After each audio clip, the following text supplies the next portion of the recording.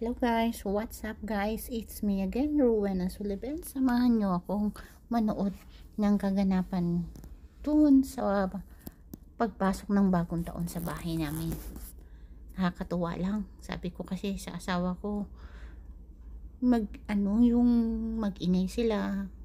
Pasayahin nyo yung bahay kasi unang magbabagong taon itong bahay na to. Kagagawa lang kaya sige, pinagbigyan kong maging masaya lang. Natutuwa ako, hindi ko na-expect na yung mga kapitbahay namin nagpunta para makisaya, making-enjoy. Kaya sa mga taong yung parang nakakilala namin dito ngayon. Kasi itong lugar na to mga guys, nabili ko nung back 2012, ganyan. Hindi, mga ano lang siguro 2022. Tapos wala nga akong kaisip-isip na patatayan ko ng bahay to. Kasi akala ko sa Cavite na ako titira. Kaya sa Maynila. Pero hindi ko akalain na magdidesisyon ako nung nakilala ko isang taong mahal ko. Wow. Na mas tahimik, mas masaya pala pa rin ang paggawa ng bahay sa probinsya. Kaya nung nabili ko to, wala sa paradikto ko at partido niya ang mga kapitbahay namin. Kami ay dayo dito. Kaya okay lang sabi ko. Kasi ang pinagbilihan ko rito, isa sa mga kinikilala kong pangalawang ina na masaya, maganda, may concern sa akin. Kaya mas sige, bibili ako dito. Kaya sabi ko, bago ako umuwi, gawa ko ng maliit na bahay na remembrance ko na talagang kung for good na, dito ako magpapahinga. Dito ko mas magiging panibagong journey ng buhay. Kasama yung mga taong mahal ko. Bubuo ako ng pamilya na walang masyadong maingay na kapitbahay.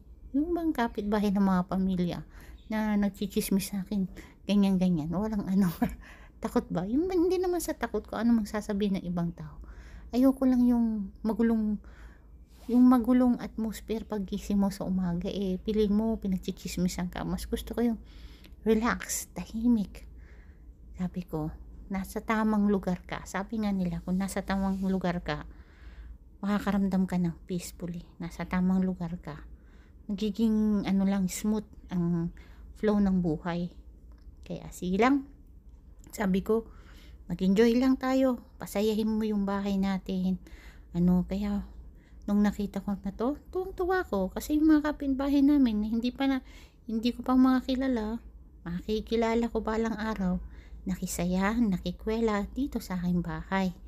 Na sinalubong nila yung pagpasok, buenas yan buenas, kumbaga masaya ang blessing, masaya ang pagpasok ng bagong taon. So, yung sa bahay mong lahat sila nakangiti, lahat sila excited. Kaya ganun ang gusto kong spirit na ma-absorb ng bahay at saka yung mga taong nakatira dyan. Happy lang kung tawagin. Na walang masyadong sakit sa ulo, sakit sa Kaya pinagdarasal ko sa may kapal na maging maayos lang ang daloy ng buhay. Hindi man ako mayaman o kaya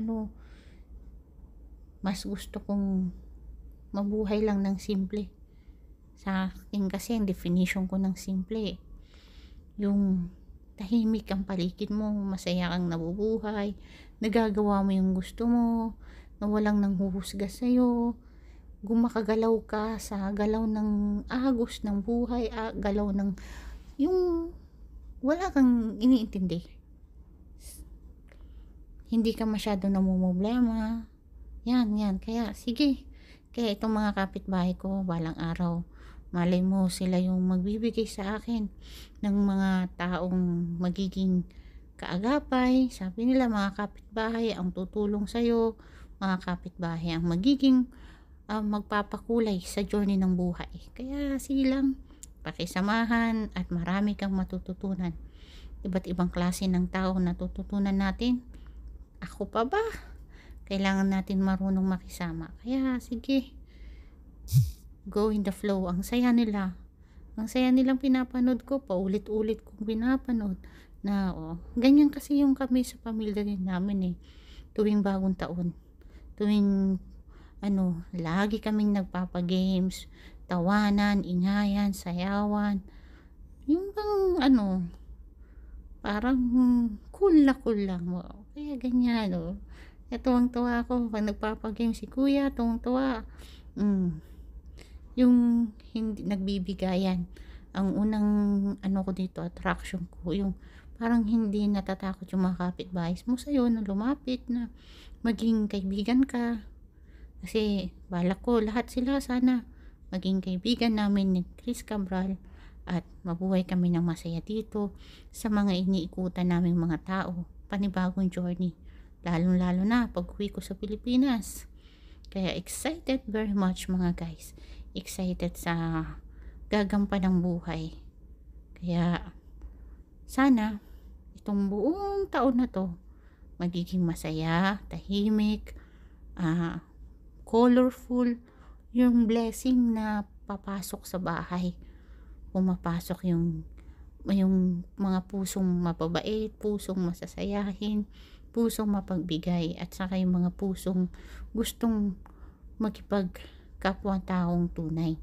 Kaya guys, kung hindi ka pa nakasubscribe sa akin channel, baka naman, lalo na yung mga kapitbahay ko dyan na hindi pa nakasubscribe, please subscribe para makasama tayo sa mga journey natin. Pag uwi ko, magbibigay tayo ng mga magagandang content at magagandang aral at journey sa atin. Kaya abang-abangan lang muna natin mga guys. At laging tandaan, ang pagtutulungan, pagkakaisa, pagmamahalan ng bawat isa ay mararanasan mo kung mag-uumpisa sa'yo. Kung talaga yung puso mo masayahin din at masayahin ka talaga, mararamdaman din ng mga tao yun. Yung charisma, yung pagmamahal mo, yung puso mo, mararamdaman nila yan. Doon sila maa-attract sa'yo at maraming magiging kaibigan mo. Hanggang sa muli nating pagkikita mga guys, Rowena Sullivan, ang inyong kaibigan. Kaya pag hindi ka pa nakasubscribe, pindutin mo na yan.